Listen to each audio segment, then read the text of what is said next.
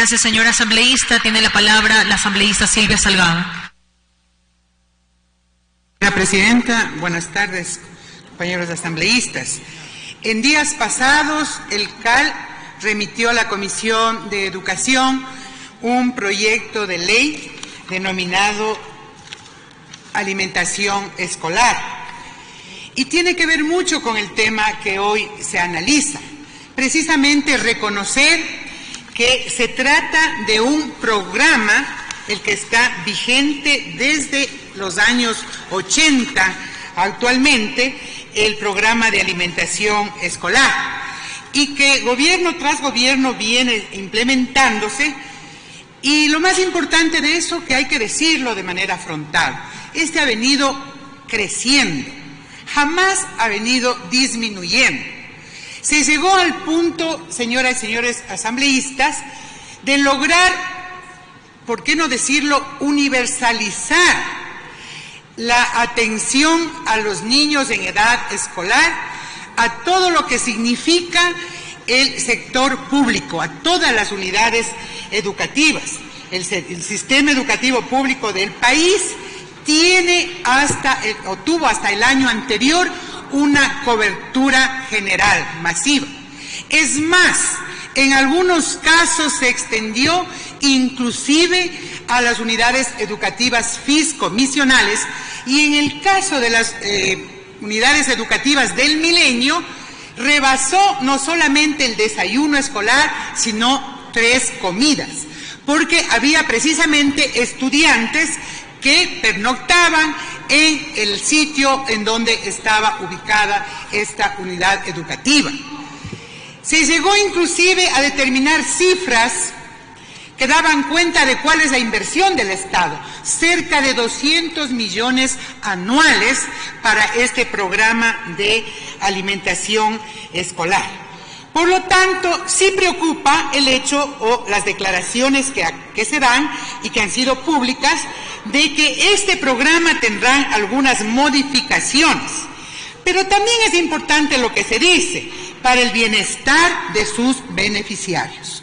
Por lo tanto, señora presidenta, tratándose de que están involucrados más de 3 millones de niños y niñas, y cuando se asegura de que precisamente en el marco de una austeridad y de un decreto concretamente de austeridad, sean precisamente estos rubros, estos fondos de inversión, porque hoy se trata de un programa el que se vean reducidos.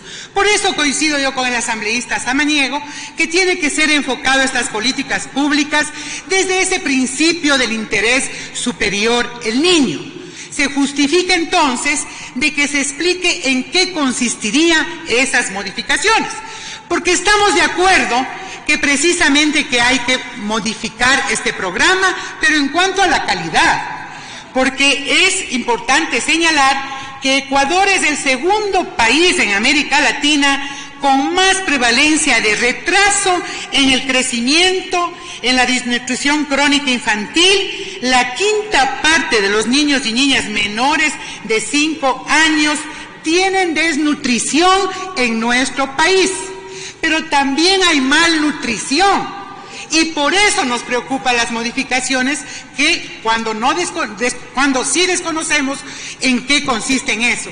Si se trataría entonces de lograr una mayor calidad para enfrentar la desnutrición y la malnutrición, bienvenidas estas sean, porque precisamente es en este proyecto referido el que nosotros en primera instancia hemos identificado desde el proponente, desde el organismo técnico de Naciones Unidas, como es la FAO, desde los propios actores, la necesidad de que este pase de ser un programa de inversión que está sujeto inclusive a las vaivenes de la capacidad fiscal que tenga un gobierno, y que por lo contrario signifique una política de Estado. Una política que tiene que tener reglas claras, que tiene que tener quien administre este programa, que tiene que estar garantizado por índices dados por el propio Ministerio de Salud Pública. Pero además este proyecto, compañeras y compañeros asambleístas, vincula lo que aquí en unas declaraciones el propio ministro de Educación establece, entre dotar de una barra energética y un maduro, dice el ministro. Muchos de los niños prefieren el maduro. Por eso es que estamos proponiendo también que en esta ley cumpla ese objetivo de que la dieta no sea todos los días la leche de diferente color, sino sea precisamente una dieta que cumpla con estos nutrientes que vienen a ser el complemento, que tenga la diversidad también de lunes a viernes y que además esté ligada a la producción agrícola en cada uno de los territorios. Miren, entonces se trata de una propuesta integral que va más allá de hacer modificaciones que signifique reducir el número de beneficiarios de la alimentación escolar. Y yo quiero insistir el porqué de nuestro interés en esto. Los efectos de la malnutrición en educación, los propios índices y las estadísticas y desde los datos, empíricos, dan cuenta de que sí influye esa desnutrición en la capacidad intelectual y se expresa en el débil rendimiento escolar. Hay un menor desempeño cognitivo durante la niñez por la falta de concentración en las aulas escolares. Hay menor entonces capacidad cognitiva, menor rendimiento escolar y hay una menor capacidad intelectual. Por lo tanto, se trata de temas estructurales. El propio Plan Nacional de Desarrollo establece a todo el Estado, hablando de gobiernos locales, del gobierno central, la necesidad de políticas públicas para enfrentar esta desnutrición y la malnutrición, porque hay niños que sí pueden dar cuenta y se pueden modificar, de pronto orientar el desayuno escolar a quienes estén desnutridos. Pero ustedes me podrán dar cuenta de que hay malnutrición cuando tenemos niños gorditos, niños obesos, que no significa a las claras de que son niños que están bien alimentados. Por lo tanto, justifico y justificamos y les invito a meditar para que el propio ministro dé cuenta de su compromiso con esta política de Estado que viene siendo estudiada y construida desde años atrás y que esta Asamblea tiene la oportunidad. Señora Presidenta, hemos presentado el informe para primer debate hace un mes de esta ley. Y sí sería bueno poner al debate estos temas.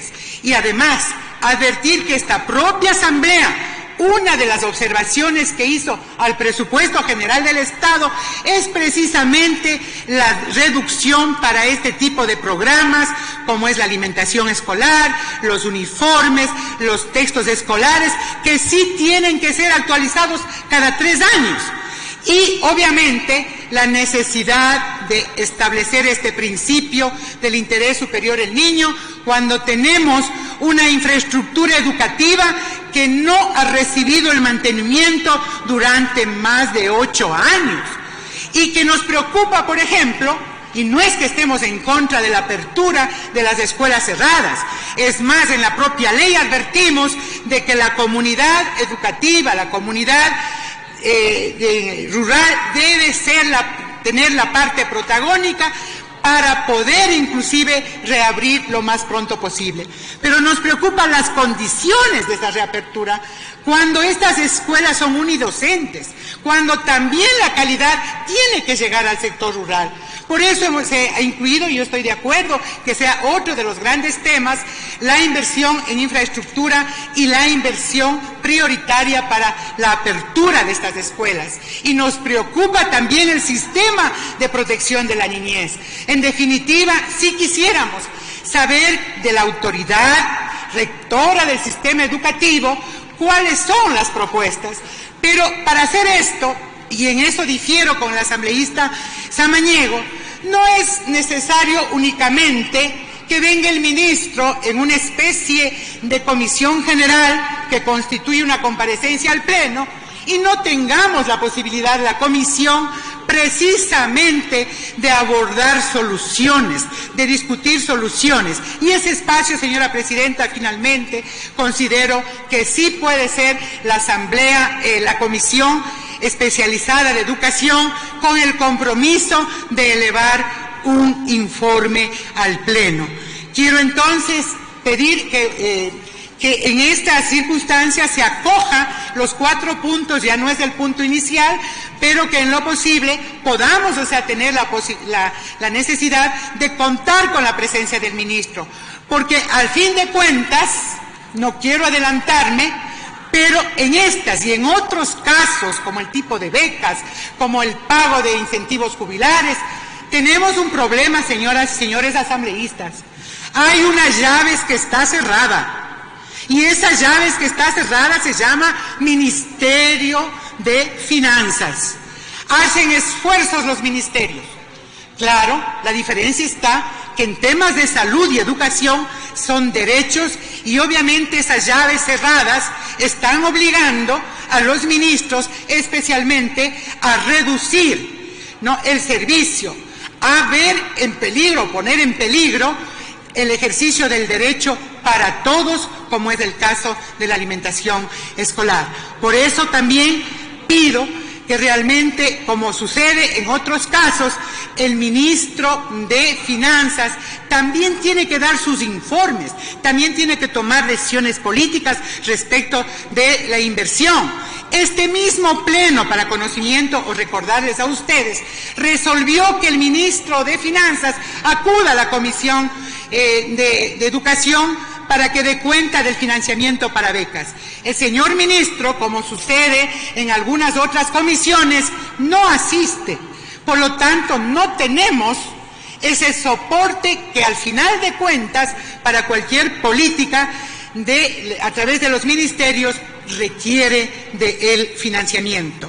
Estoy clara de que esto se inscribe dentro del recorte que se hizo al presupuesto de educación y dentro de lo que es la austeridad. Por eso necesitamos encontrar caminos que nos permita garantizar estos derechos, porque para todos, para todo el Estado y para todos quienes conformamos este Pleno, el interés superior del niño tiene que prevalecer en toda política pública. Muchas gracias.